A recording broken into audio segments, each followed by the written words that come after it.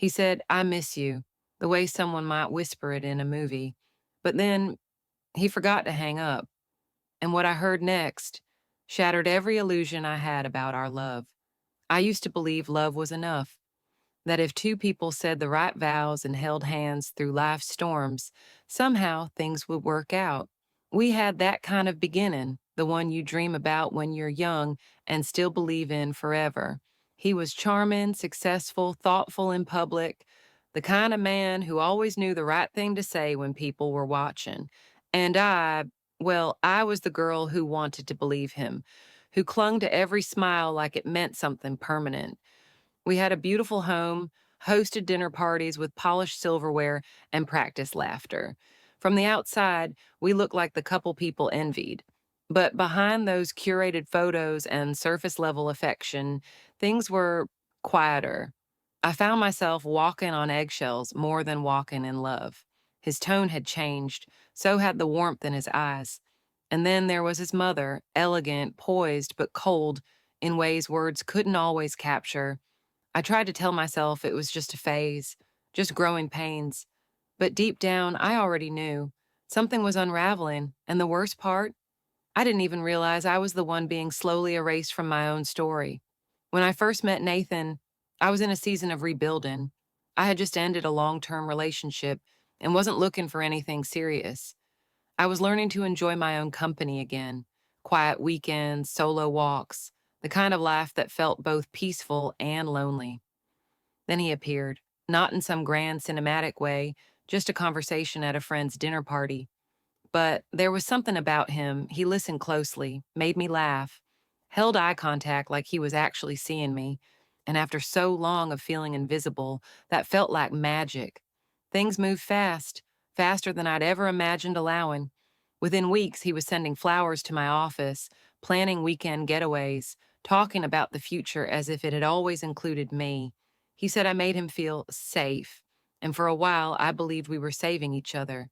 We got engaged 6 months in, married before the year was up.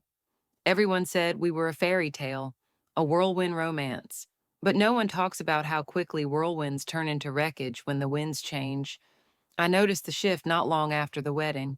It was in the little things, how his compliments became criticisms dressed up as jokes, how he'd leave me out of conversations at gatherings or correct me in front of others like I was a child. He started traveling more, coming home less. I tried to ignore the growing space between us, convincing myself this was just marriage settling in, that the butterflies always fade, but love remains.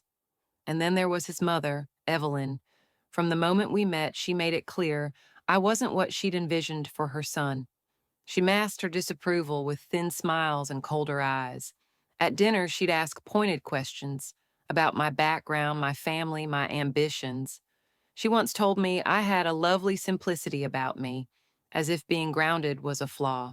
Nathan never defended me. He'd sit back, sip his wine, and let her words linger in the air. Still, I held on.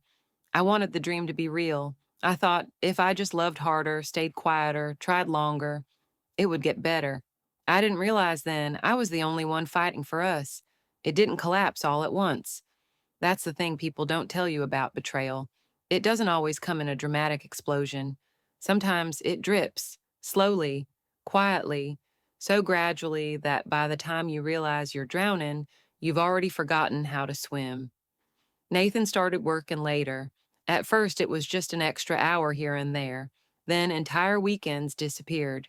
He'd leave early, come back after I was asleep, kiss my forehead like I was a pet he'd outgrown. When I asked questions, he'd sigh like I was being clingy. "I'm doing this for us," he'd say. "You like the house, don't you? The lifestyle?" And I'd nod, ashamed for needing something as simple as presence, as conversation, as connection. He became emotionally distant, like a stranger I shared a bed with. And yet, around others, he played the doting husband so well, holding my waist at events, calling me darling in front of his colleagues, making me look like the one who was withdrawing when we got home. I began questioning myself. Was I imagining the shift? Was I being ungrateful? Maybe he really was just stressed. Maybe love just changed form with time. But it wasn't just time that was changing, it was intention. I noticed receipts from restaurants I'd never been to. One time, I found a strand of perfume scented hair on his coat collar. It wasn't mine. I remember standing in our walk in closet, clutching that single hair like it was evidence in a crime scene, my heart pounding, my breath shallow. But instead of confronting him, I folded the coat, hung it back up, and walked away. Because part of me wasn't ready for the truth. Not yet. His mother, Evelyn, only added fuel to the erosion. She'd stop by unannounced more frequently, rearranging our kitchen cabinets, commenting on how disorganized I was. She once brought a family heirloom and placed it in the center of our dining table, a gaudy silver centerpiece, and said, "This belongs in a real family home." Nathan just chuckled. I didn't, but I didn't speak up either. I'd learned by then that silence kept the peace even when it shattered me inside. The isolation crept in like fog. Friends stopped calling. I stopped answering. I didn't know how to explain what was happening, not even to myself. I told them we were just busy, that things were fine. I even believed it for a while. It was easier than admitting the truth that I felt lonelier married than I ever had alone. Then came the shift in money. Our joint account started shrinking without discussion or explanation. When I asked, Nathan was vague. Something about reinvesting, reallocating funds. He waved it off like I was being dramatic. But I felt it, that tight grip of unease tightening around my chest. I started keeping track quietly, snapshots of transactions, copies of statements. It wasn't about the money. It was about what it meant. He was building a world without me, right under my nose.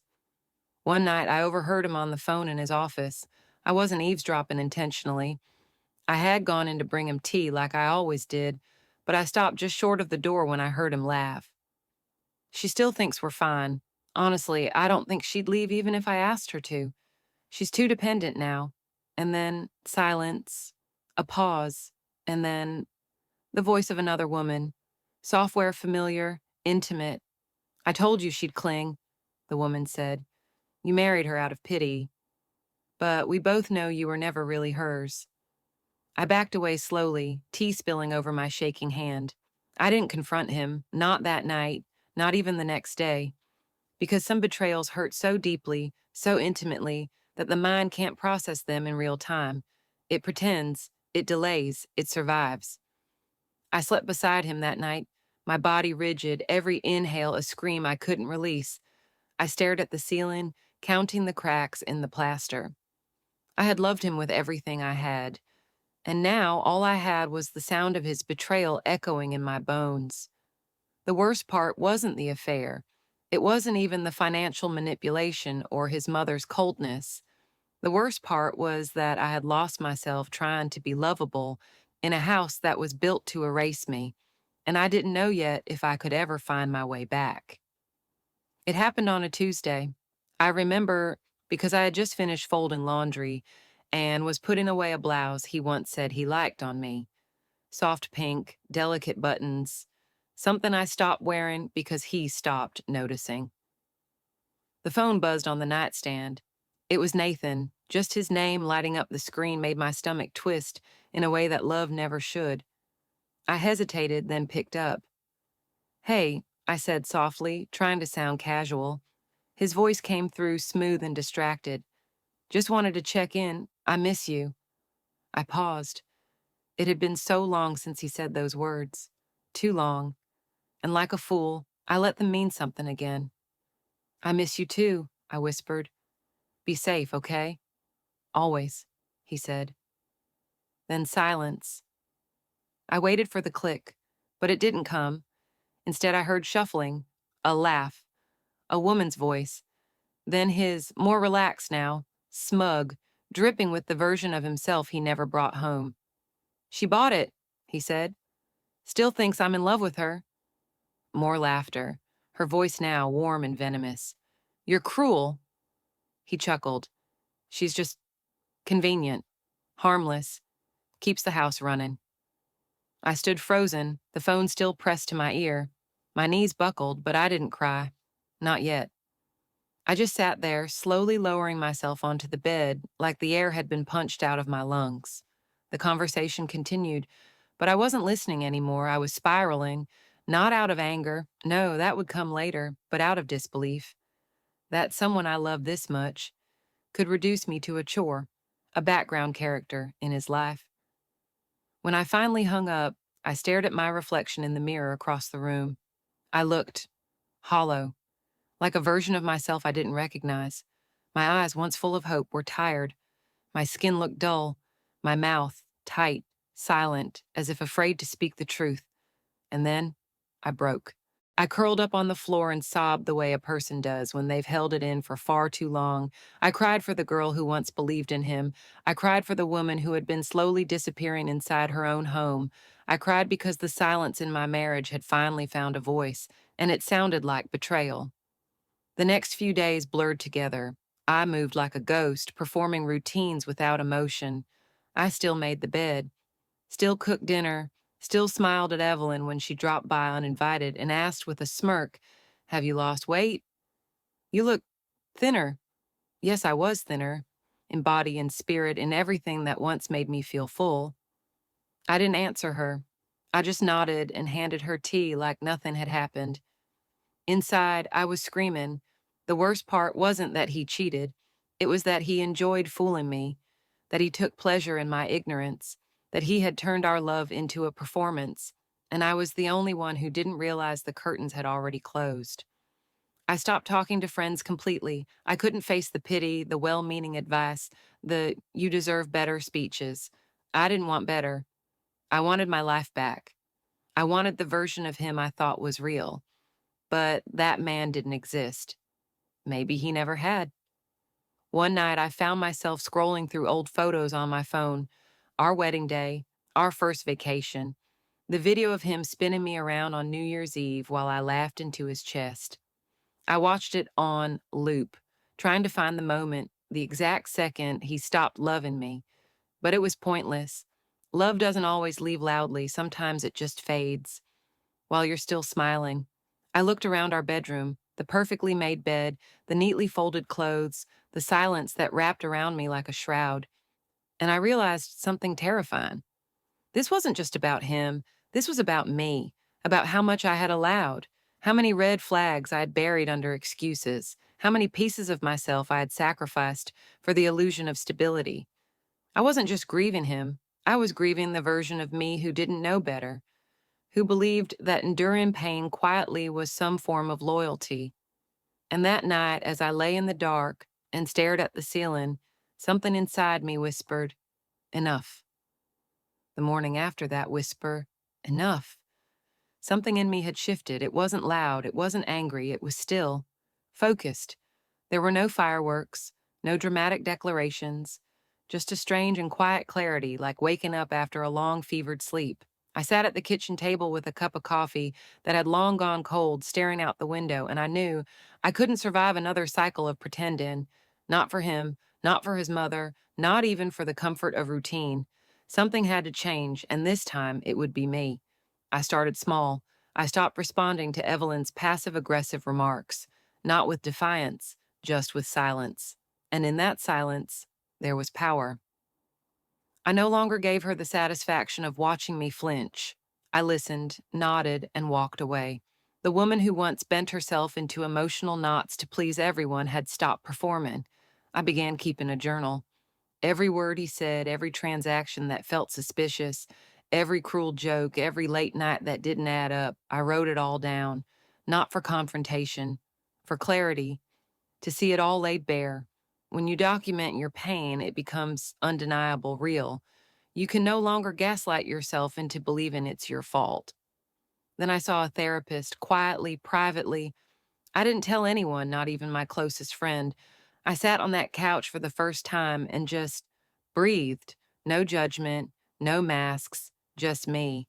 And when I told her everything, she didn't flinch. She looked me in the eye and said, "You've been surviving, but surviving isn't the same as living." That line haunted me. I'd forgotten what living even felt like. I had been so busy trying to hold together a life that was already falling apart, I didn't realize I'd stopped being in it. I had become a shadow in my own story. With my therapist's help, I started setting boundaries. Emotionally, mentally, financially. I opened a separate account. I began pulling copies of documents I had once blindly signed. I contacted a lawyer discreetly, just a consultation at first, just information. But that meeting lit a fire in me I didn't know I still had. I realized how much I didn't know about my own rights, my own power. But now I was learning. I also reached out to my oldest friend, someone who had quietly drifted away during the chaos of my marriage. She picked up on the first ring. I told her the truth, all of it. There were tears, long silences, moments when I couldn't speak without my voice breaking. But she listened. And when I was done, she didn't say, "I told you so." She said, "I'm here. Just tell me what you need." That moment reminded me that not everyone disappears when the curtain falls. Some people wait quietly backstage, hoping you'll find your way out. I started going on walks alone. I'd forgotten how grounding it was to feel the wind on my face, to breathe without tension in my chest. I listened to music again, songs I loved before I had to explain every choice, every mood, every damn lyric to someone who only half listened. I read books again. I painted one night until sunrise, badly, messily, like a child, and I cried. But they weren't tears of grief anymore. They were the tears that come with remembering who you were before the world tried to shrink you. Nathan hadn't noticed the change. He thought my silence was still surrender, that I was still too broken to leave. But this time, the silence wasn't weakness. It was preparation. It was healing. It was clarity. And while he was laughing on hotel balconies with women who didn't know my name, I was building something invisible but indestructible inside myself. The woman he thought he destroyed? She wasn't gone. She was coming back, stronger, wiser, sharper, and soon he'd realize the version of me who begged for love no longer existed. Now I was done begging. I was done explaining. Now I was watching. And I was planning. Revenge wasn't the firestorm I once imagined it would be. It wasn't rage-fueled or reckless. It was quiet, calculated, cold. The kind of revenge you plan when you've cried every tear, when the begging is long over, and all that's left is truth and strategy. I started by learning. I studied every detail of our finances, things I had once trusted him to handle without question. I called banks, pulled credit reports, and uncovered accounts I didn't know existed. He had been hiding money, just enough to make a clean exit one day without leaving me anything but the crumbs. He thought I'd be too broken to notice. He didn't know I'd been paying attention. With the help of my lawyer, I created a timeline of deceit, of infidelity, of financial abuse. I gathered phone records, screenshots, emails. I even had the recording from that call, the one where he called me convenient. It became evidence, but more than that, it became fuel. Because every lie he told made me more certain that I wasn't overreacting. I was reclaiming. I changed my will, moved my valuables, opened a P.O. box, set up digital backups of everything. He wouldn't see it coming. Because while he played the role of the careless husband, I played the role of the compliant wife, quietly, surgically building my escape. I didn't want to hurt him physically. That wasn't the point. I wanted something deeper. I wanted him to feel what I felt for years, powerless, exposed, discarded. So I made arrangements. I prepared the paperwork. I had the letters ready to his company, to his family, to the woman he thought he was hiding. I waited until the week of our anniversary because there was something poetic about taking back the day he pretended to choose me. He thought I was folding laundry. I was folding evidence. He thought I was quiet because I'd given up. But I wasn't giving up. I was preparing for the final act, and this time I would be the one holding the script. The morning of our anniversary, I made him breakfast, just like I always did, his favorite eggs, coffee just the way he liked it. I even wore the blouse he once said made me look sweet. He barely looked at me as he scrolled through his phone. I watched him from across the table, wondering if he had any idea what was coming. He didn't. By noon, the wheels were already turning. He got the first call from his company's HR. They had received a confidential packet, documents showing misappropriated funds tied to his name, sourced from joint accounts. Attached was the audio recording of him laughing about how easy I was to manipulate. The woman's voice? Clear as day. Then came the knock at the door. A courier handed him a thick envelope. Divorce papers, detailed, ironclad. Everything accounted for, every dollar traced, every betrayal documented. I didn't just want a divorce. I wanted the truth to stand taller than his lies. I'd already moved out the night before. My things were gone, my name removed from every joint asset, my attorney notified. He stood alone in the house we once shared, surrounded by the echo of his own arrogance. Later that evening, his mother called me. She screamed, threatened, pleaded. I listened, then calmly said, "Tell your son I finally heard everything. And now, so will the court." I hung up. No tears, no second guessing. I had already walked away. He didn't just lose a wife that day, he lost control, his reputation, his carefully constructed mask. And I gained something I hadn't felt in years myself. That was the real anniversary, the day I stopped being convenient and started being unstoppable. If you've ever felt invisible in your own story, let this be your reminder. You're not powerless. You're not broken. You're becoming. Share this video with someone who needs to hear it. And don't forget to subscribe for more stories of strength, survival, and silent revenge turned power.